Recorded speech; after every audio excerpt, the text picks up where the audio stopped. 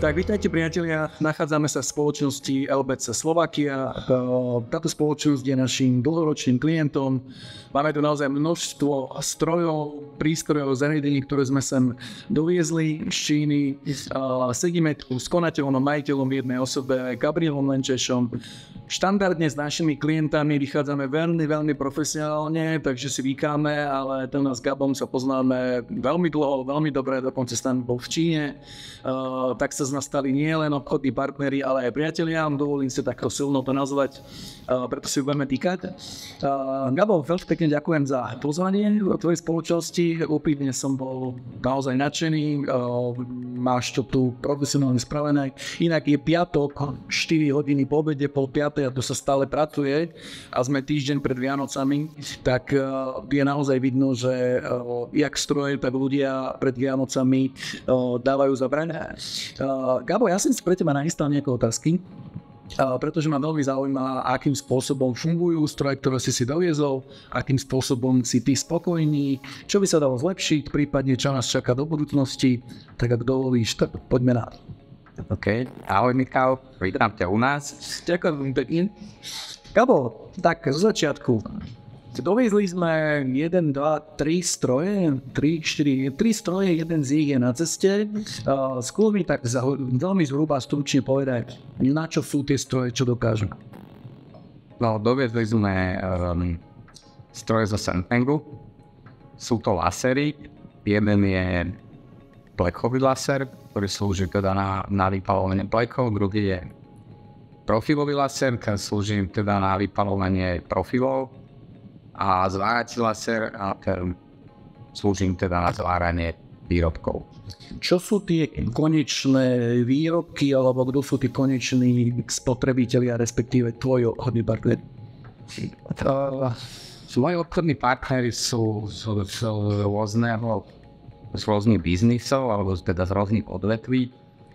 Sú to ako napríklad elektrobiznis, potom sú to pre stavebný biznis vyrábame, potom vyrábame produkty pre triedičky, potom pre dopravníky, potom robíme regálové systémy pre nejaké reťazce, takže to sú takí hlavní partneri naši. A potom sú ešte takí drobnejší nejakí partneri, ktorým robíme nejaké subdodávky, ktoré sú oni nie schopní nejako technologicky si vyrobiť, takže ja som si všimol, že tam máš naozaj zložité mechanizmy, ktoré sa musia zvárať, ktoré sa musia ohýbať, následne vrtať, potom nejakým spôsobom práškovať. Predpokladám, že to nie je jednoduché a ty si práve preto zvolil alternatívu nejakým spôsobom nahradiť stroje, ktoré sa kupujú v Európe, alebo v Amerike, alebo proste poviem to krajina, ktoré si štandardne partnery vyberajú ako číslo 1. Rozhodol si sa pre stroje z Číny.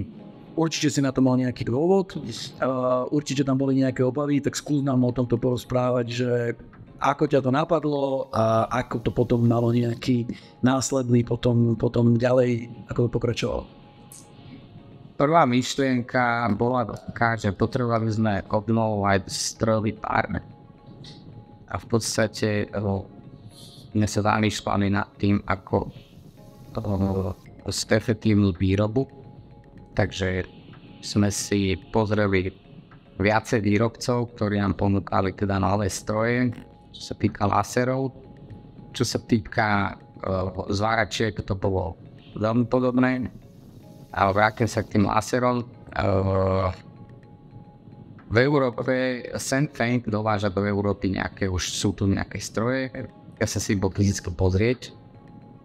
Fyzicky sme si to skúsili, pozreli sme si s odborníkom na lasery, ktorý to servisuje už 20 rokov. Kľúčové časti toho stroja, ako sú povolenie a riadenie. V podstate nám to celkom vyhovovalo. Nie je to taký úplný zázrak, aby o tom niekto nečakal, že to bude chodiť aj najšpičkovejšia mašina z Nemecka. Rýchlosti to nedosahuje také, ako napríklad nejaký nemecký trúf, ale v podstate pre našu produkciu je to postačujúce. poviem to tak nejako skráteně, je to stroj za tretinovú cenu a je pomalší len o 1/10. Hej. Čiže ten náš čas je ešte stále lacnejší ako celý ten stroj. No, myslím, že si to povedal presne tak, ako by som tomu chcel rozumieť ja, ktorý tomu vôbec nerozumie. To znamená, že keby si kúpil nemecký stroj, tak vyrába síce o 1/10 rýchlejšie, ale za to je trojnásobne drahší. To znamená, že na to, aby sa ti vrátila investícia, tak by si musel prakticky predať trojnásobne viacej produktov, ale tá rýchlosť výroby by nebola taká efektívna, ako pri tomto stroji. To je veľmi zaujímavý a veľmi dobrý pohľad a to je jedna z vecí, na čo sa treba zamyslieť. Pri kúpe čínskych strojov ľudia veľmi veľakrát pochybujú práve o kvalite alebo pochybujú o tom, či dostanú ten servis za tú cenu alebo pochybujú o tom, že či to vôbec dokáže to, čo dokáže nejaký alternatívny stroj. Ty si zvažoval tieto problémy? Ty si zvažoval, že sa takéto niečo môže stať, že OK, čo sa stane, keď sa mi to pokazí, čo sa stane, keď to nebude vyrábať v takej kvalite, ako som si myslel a tak ďalej a tak ďalej. Odporúčam ten stroj si vyskúšať, hej. Či už sa ísť na ňo pozrieť do Číny, alebo niekde tu v Európe sa ísť na ňo pozrieť, alebo si teda urobiť nejaké skúšky, dá sa to, oni veľmi dobre komunikujú tí Číňania, oni v podstate pošleš im nejaký výrobok, že toto chcem na tom vyrábať, tak oni ti to urobia a na to ti celý ten proces, ako to vyrába ten ich stroj a v podstate keď to chce človek vidieť naživo, tak je dobre sa ísť na to pozrieť. Čiže tam sme my zistili vlastne rýchlosti časy strojov a nejakú spotrebu. Tá spotreba elektrickej energie je tiež od minulého roka, to nie je zajebateľná čiastka vo firme, čiže toto boli nejaké hlavné kritéria, čo nás zaujímali. V podstate vytipovali sme si viacero dodávateľov a s nimi sme potom v Číne teda samozrejme a s nimi sme teda už potom komunikovali ďalej. Vôbec to nebolo náročné, naozaj komunikácia, vysvetlenie, tá mentalita čínskych dodávateľov je samozrejme trošku iná ako nemeckých, ale hovorím vo finále je to niečo, čo tie čísla vždy rozhodujú. To znamená, že keď si zoberieš obstarávať tú cenu, spotreba elektriky predpokladám, že je porovnateľná ako s nemeckým strojom, tak je to naozaj o tom, že človek si povie, či chce ísť možno trošku tou dlhšou cestou, ale na konci tej cesty bude to ušetrenie, alebo chce ísť tou kratšou cestou za výrazne viacej peňazí. Keby si mal popísať ten proces, keďže si spolupracoval s nami, čo bola hlavná výhoda? Prečo si vybral nás? Oproti tomu, keby si naozaj celý ten proces musel absolvovať sám? Pinball som si vybral kvôli tomu, že Pinball je na trhu veľmi dlho, myslím, že cez 20 rokov, ne? A v podstate zmluvné ošetrenie produktu im poskytol asi najlepšie, čo na trhu je. V podstate toto ja by som asi sám nevedel si ani zmluvne ošetriť a vybaviť si tie papierovačky okolo toho, čo týka predslenia a zaistenie si kontajnera, zaistenie si dopravy, komunikácia s Číňanmi, čo sa týka prepravy a toho celého. Je v podstate e-mail bol pre mňa partner, ktorého som si vybral, ktorý to robí dlhé roky a má z tej skúsenosti. Ak by som sa to pustiť sám, tak možno ešte dneska tu píšem zmluvu s Číňanmi, hej. A nevedel som na čo si dať pozor pri tých veciach, ktoré sa týkajú dodávok, čo sa týkajú kontajnerov, poistenia kontajnerov, jak si vytipovať čo najrýchlejšiu, najlepšiu cestu do Európy. Ty patríš jednému z našich obchodných partnerov a priateľov, ktorí s nami boli aj na najväčšej výstave sveta, Canton Fair. Dostal si to pozvanie ako od nás, tak aj od Claire, tvojej obchodnej partnerky zo spoločnosti Senfeng. Porozprávaj nám, ako sa ti páčilo, ako to hodnotíš, čím ťa výstava prípadne prekvapila. Canton Fair je najväčšia výstava sveta. V podstate je tam niekoľko tisícok vystavovateľov. Je to výstava o rozlohe mesta Nitra. Je to dokonca väčšie ako mesta Nitra. Keď sme to teraz počítali, tak keď sa zrátajú všetky 3 časti, ty si bol na jednej, tak je to dokonca rozloha 3x Bratislava. Takže Nitra to bola ešte pred 1 rokom, keď ešte nemali dostávaný ten 4. pavilón. Tým pádom sa Canton Fair stala aj najväčšia výstava sveta. Takže ty si len tú Nitru stihol obehnúť zatiaľ. Tam ešte bola polka Bratislavy. Za ten čas, čo sme tam strávili, tak sa viacej nedalo to nejako stihnúť, ale v podstate treba si tam všetko vytipovať. Predtým, ako tam ideš, musíš si vytipovať, že čo chceš navštíviť, pozrieť si plán, fakt ísť po veciach, ktoré ťa zaujímajú ako prvé. A potom si ešte pozrieť nejaké veci, čo by som možno že chcel vidieť.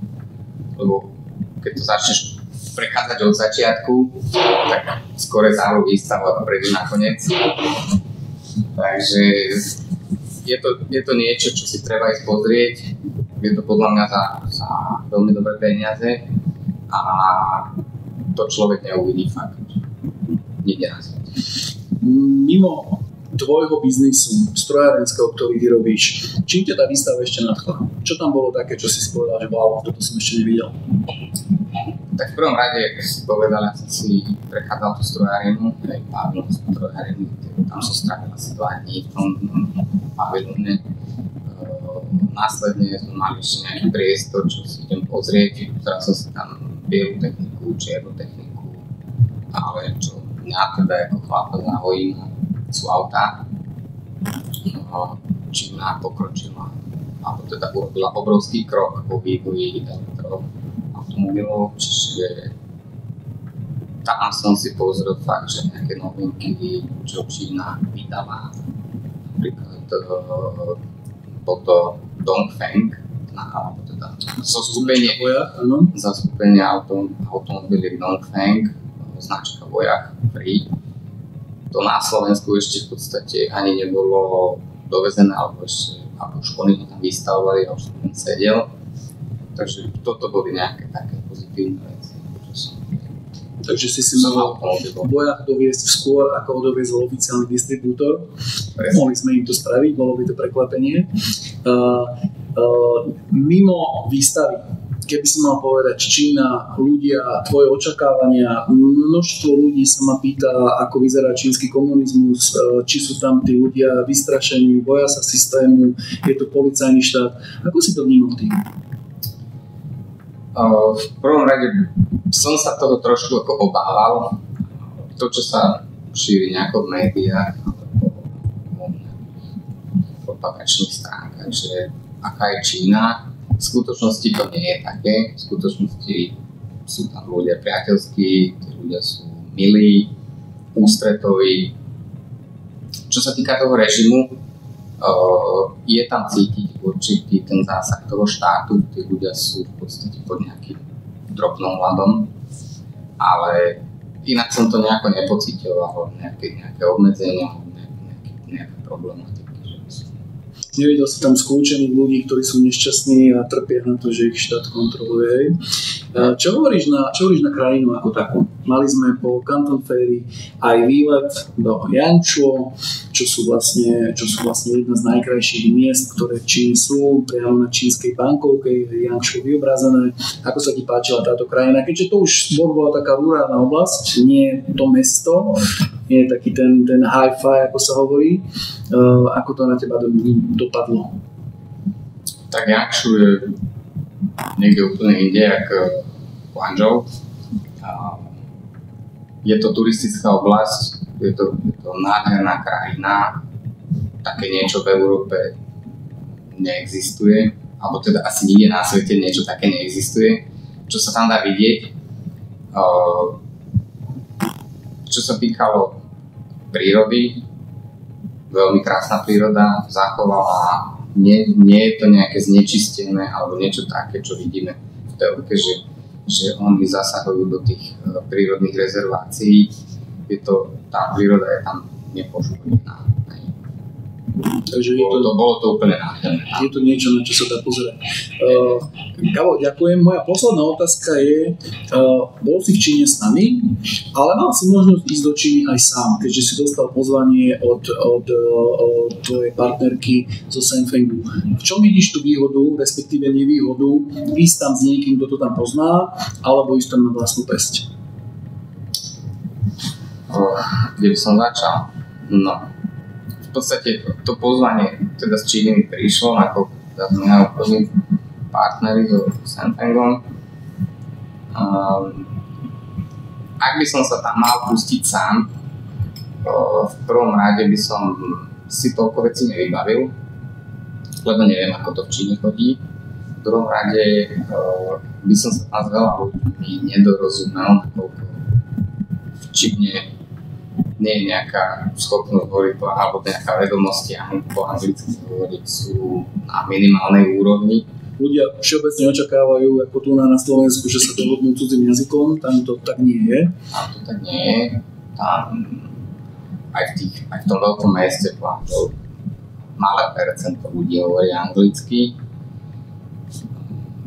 Čo už to Yangshu to bolo, že asi 0%, alebo 0,1%. Ale spievali pekne tí Číňania. Spievali pekne, no. Po anglickým to moc nešlo. Po anglickým to nešlo, lebo nevedeli, čo spievajú.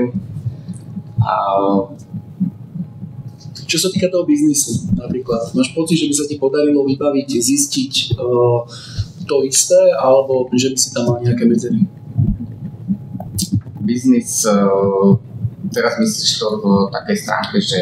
Biznisová komunikácia v rámci výstavy alebo overenie si nejakých faktov a podobne. V čom to pociťuješ ako výhodu, na druhej strane, čo by si povedal, že toto by som určite zvládol sám, alebo toto by som nezvládol sám? Prvú cestu do Číny by som podľa mňa sám nezvládol, alebo nezvládol by som ju v takom veľkom meritku, jak sme to dali s Indeltom. Aj v podstate ty vieš, ako to tam chodí, poznáš Čínu, chodíš tam niekoľkokrát ročne, vieš, na čo si treba dávať pozor, vieš povedať, že čo si chceme pozrieť, alebo teda vieme sa o tom minimálne poradiť, že čo si chceme pozrieť, čo sa nám oplatí si pozrieť za ten čas, alebo ako ho najefektívnejšie využiť. Ak by som tam bol sám, určite by som nevidel obletenie Yangshu. Neviem, ako by som sa tam dostal z Guangzhou do Yangshu, nakoľko tie spoje a vlaky a jak sme tam chodili a jak si tam komunikoval ty, alebo celé, jak si to tam vymyslel, je v podstate pre prvú návštevu v Číne asi nezrealizovateľné. Nemožné. Snažili sme sa využiť ten čas na 100%. Keby si mal jedným slovom povedať, či sme využili ten čas, alebo či tam boli nejaké hluché miesta, ako by si to vyhodnotil? 101% využitý čas. Takže sme sa nenudili. Potom pozor, nás páno dostáva málo času, ale treba to využiť na 100%, pretože takýto výlet sa nenaskytne niekoľkokrát do roka. Nie je to Chorvátsko, že sa zoberiem za 6 hodín som tam a riešim dovolenku. V podstate Čínu treba mať naplánovanú, treba ju mať zvládnutú a vlastne využiť ten čas najefektívnejšie, ako sa dá. Gabo, veľmi pekne ďakujem. Ešte raz ďakujem za pozvanie, že som sa mohol prísť. Priatelia, myslím, že sme povedali naozaj všetko. Ešte raz Gabriel Lenčes zo spoločnosti LBC Slovakia, náš dlhodobý partner, verím, že ešte dlhodobo budeme spolupracovať.